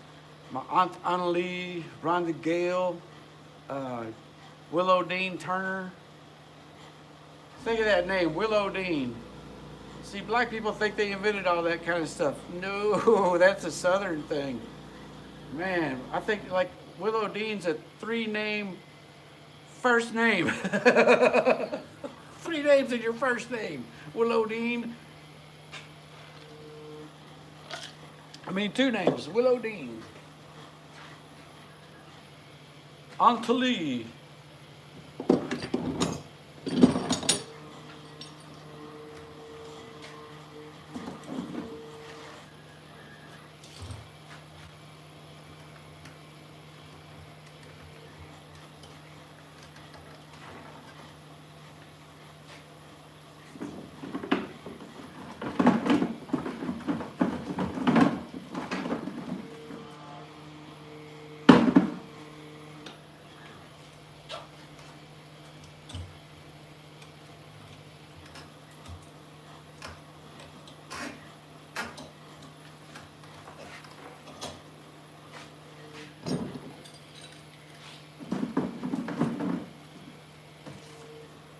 Man, I remember when I was living in Nashville, I was majored in aviation at Tennessee State University, and I was working at Opry Dam part-time, but when I was getting lonesome, and you know, kind of like if I was in this situation like I am now, and I could leave, I can't leave here, but back then if I got lonesome, I could leave and go somewhere. I would go to the Tennessee Air Guard, and they were always, because they were a tactical unit, always going somewhere, and you could volunteer for a 4 or 5 hour trip to Fort Campbell and back. Like you go to Fort Campbell, takes about 30 minutes or so, pick up soldiers and they parachute out and you fly back, or you drop them off somewhere. All kinds of crazy stuff I can't even talk about. So when I would get lonely, I would do that. I would go out there and volunteer, and they give you like, you know, I think it was like $8 an hour or whatever to come in on your off time. And it's like volunteering, because you only get to work 4 days a week, a month anyway. Except I was in G scale, which meant I was paid like a post office worker. I could go in and work, but I couldn't go full time. So I would go in and fly, and sometimes I'd have a couple beers in me, and I would talk to the pilot, and the pilot would lower the gate, and I had, you know, we have harnesses where we can't fall out, and I would sit out in the back of that gate going to Fort Campbell, man, watching Tennessee just roll by me. Sometimes the pilot would come back, they get a little coffee pot and it hangs up back by the back end, and they'd be laughing at me because I'm just sitting back here like, just loving it, just fuck the world flying right below your feet, man. You're 5,000 feet, 7,000 feet, and yeah, they knew I was lonesome. They just say okay, because they knew me. They were my teachers at school, you know, and I love that.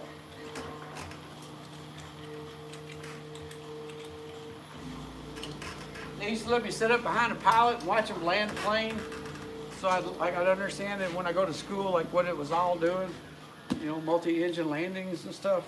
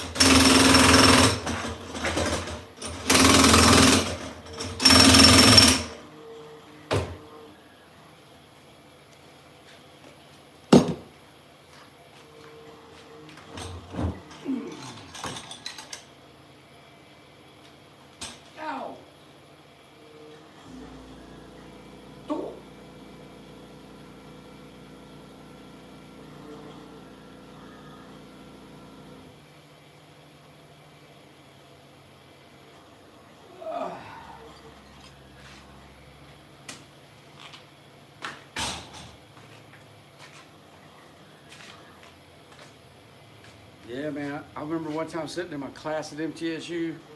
Teacher comes in. It's actually not the teacher, but the head of the section of the aviation department comes in. And he says, I got to have a talk with the class. He said, some of y'all are complaining that the curve of the class is being changed by one of your classmates. And it's hard for you guys to keep up. And you're pretty pissed off at this person. And he said, don't y'all worry, I'll exclude this person's grades from the rest of the class so it doesn't change the curve of the class. And he said, but you can't be mad at this person. This person is a mechanic and has already been trained on everything you're going through. So it's really easy for this person to ace out in this class. And the first thing I thought of was, oh, there's another mechanic in here. And I started looking around and it hit me. He's talking about me. Oh shit, everybody's mad at me. And I was like, I was so proud of making straight A's for the first time in my life. I didn't even think about everybody else. I didn't even know it was a curve based on a curve. But they took me out of the rest of the class. But and I just went through 9 months of that in the Air Force, and then I go to college. It's the same stuff, except they don't shoot at you in college. Used to, they do now. But yeah, I loved aviation for a while, man. So let me see, what am I doing here? We still got people in the room. Those are done. I can't do any more of those. I guess we'll start lining up the CNC to try to do a test cut on the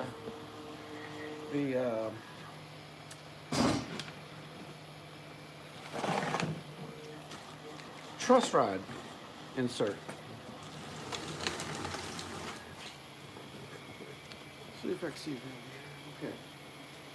So.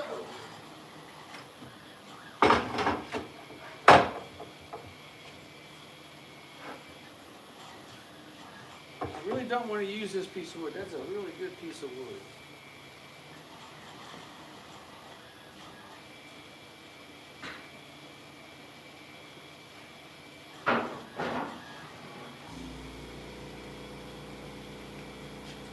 What I got here, this is poplar, and we're going to use it to test with so that we don't ruin a beautiful piece of curly cherry, man. That's a rare thing. But I might use the curly to make the net.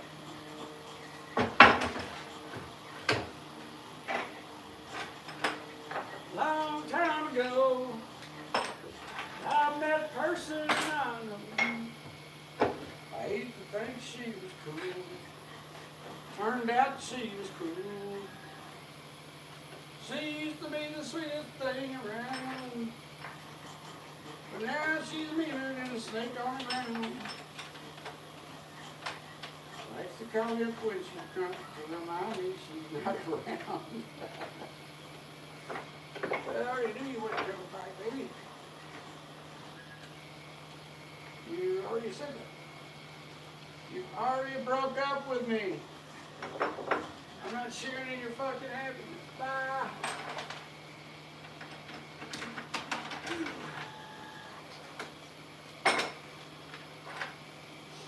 So what we're doing right here is we're lining up the wood. We gotta hold it down. These are called hold downs.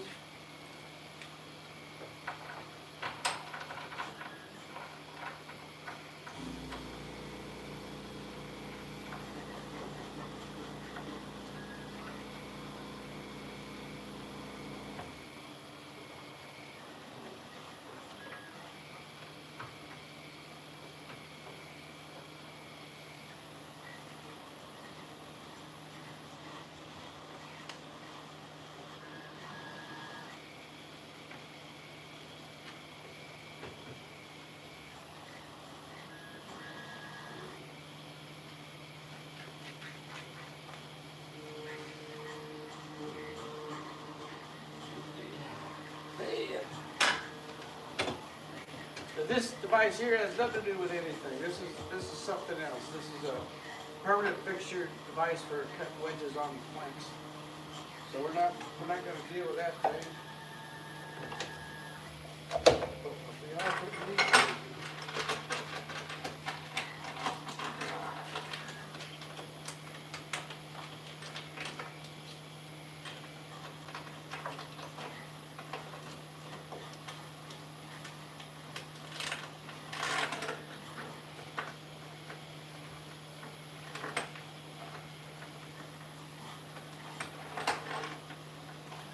Oh, come on. Ah.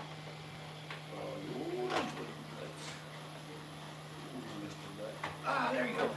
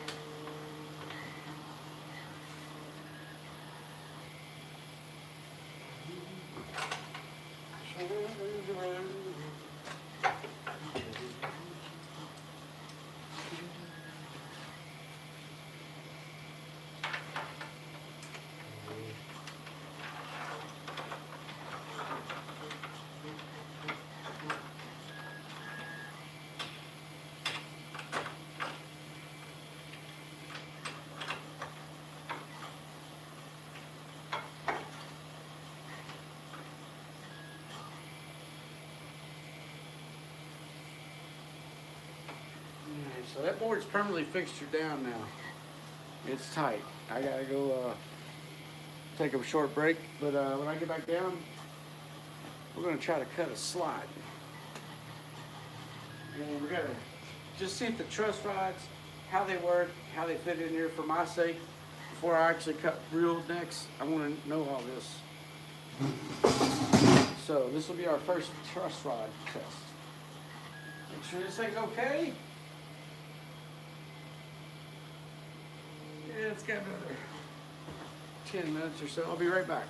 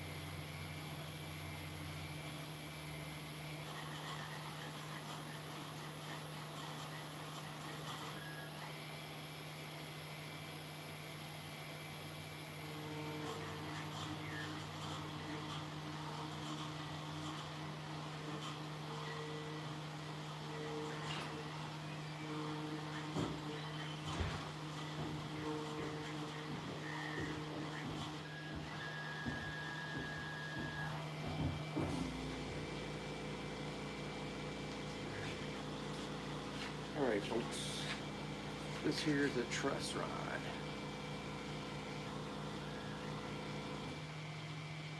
That's the end that they put the thing. So what we're going to do is we're going to pretend this is a guitar neck we're making.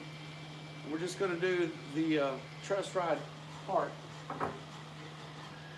to see if it fits. It's not supposed to turn, all that good stuff. So we take this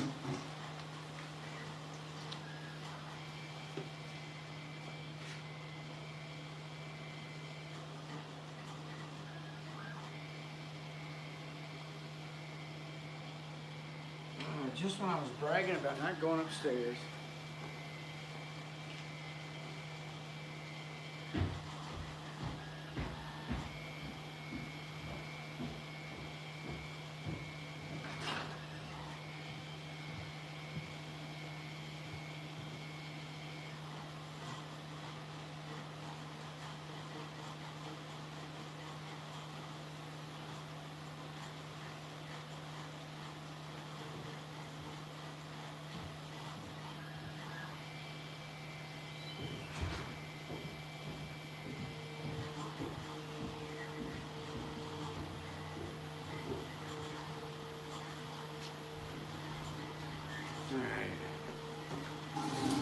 Basically, all CNCs run off of USB drives. So you take your USB drive. Somebody's got a wrap machine going.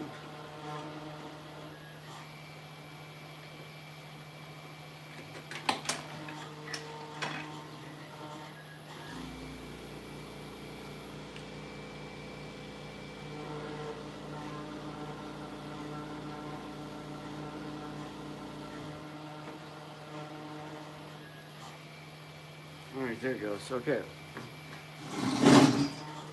So, what happens is you got this design software on your computer, and this design software is different from what runs on here.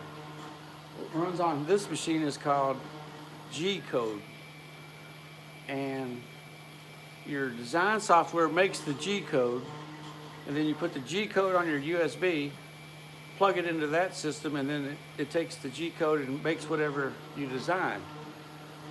The software costs so much money that you can only put it on one machine, and then you use thumb drives or whatever USB drives to run the machines, because to put it on every machine would be a couple $1,000 bucks, and you just don't have that kind of money. So we make one machine and use the software for that machine. And this connection is lagging big time. Let's take this down. Close that thing. Close this thing.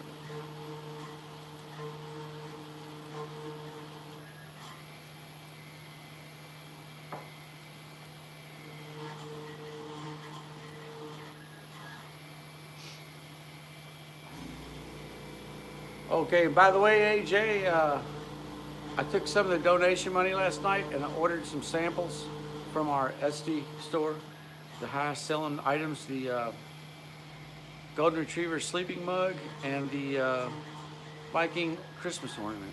And when they get here, I'm going to make short videos of them actually in my hand, and hopefully we'll get Printify going up a little better, you know. Come on, man. Well, this thing's lagging.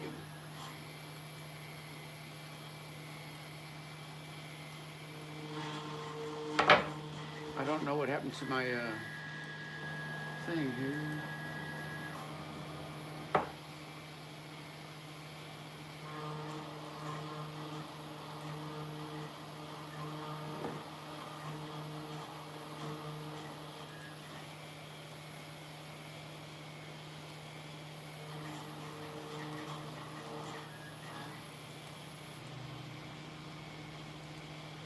And I gotta go upstairs one more time.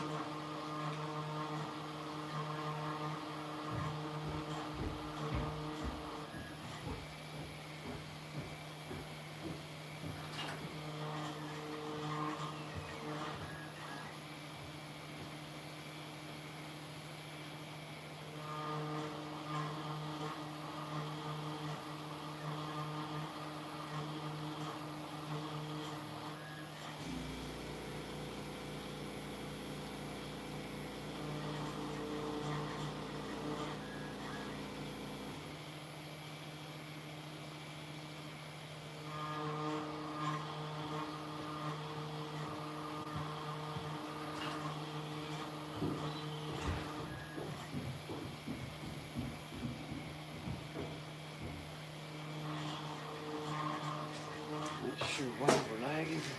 I don't know why Aspire isn't showing up.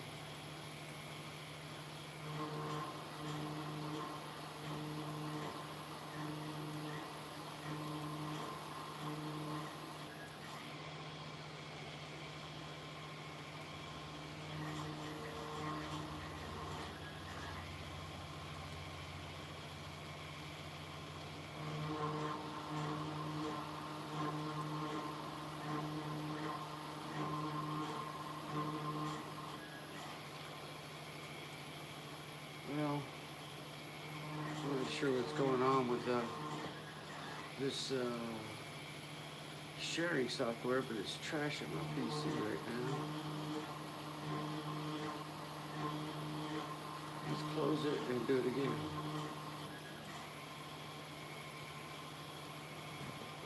Hold on.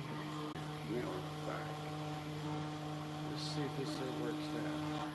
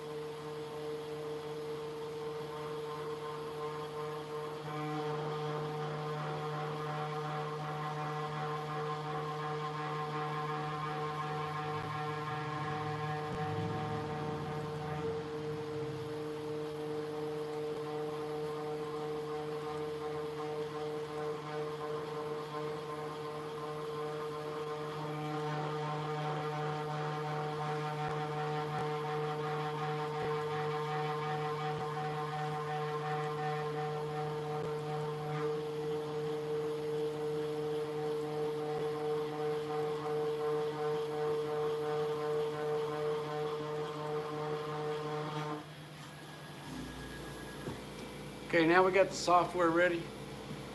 We're gonna put it to the zip drive or the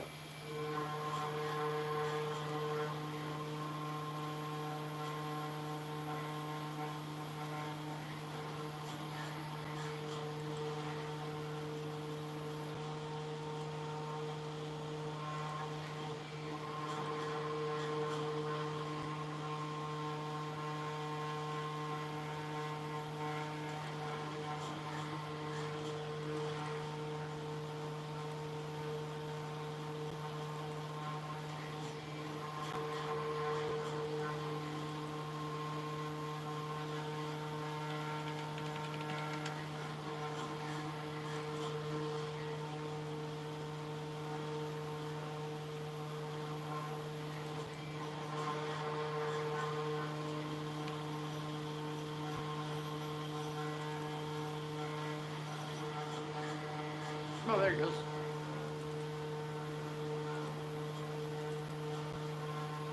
What do you mean it's not accessible?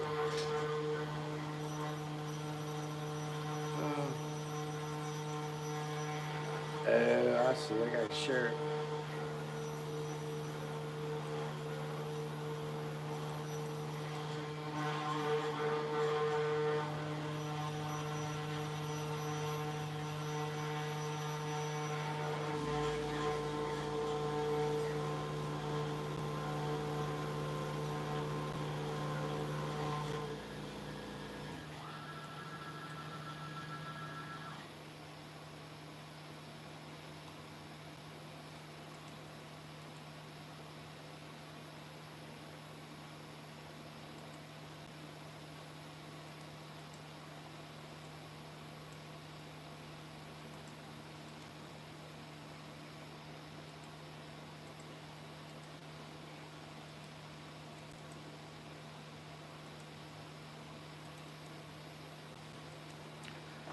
Well, crap.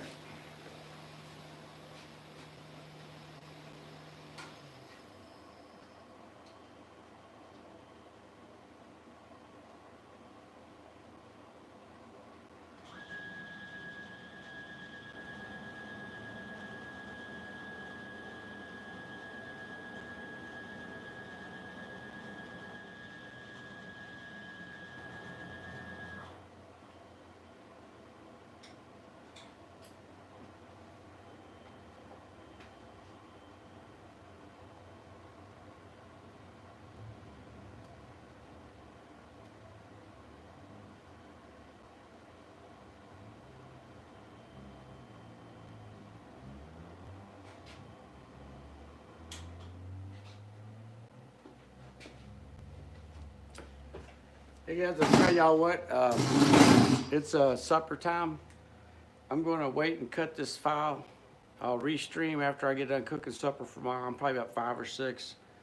And I'll restream and I'll do this guitar network live on the stream here later on. So if y'all wanna come back, we'll be back here in, I don't know, about 2 hours, I think. Appreciate y'all being here. Bye.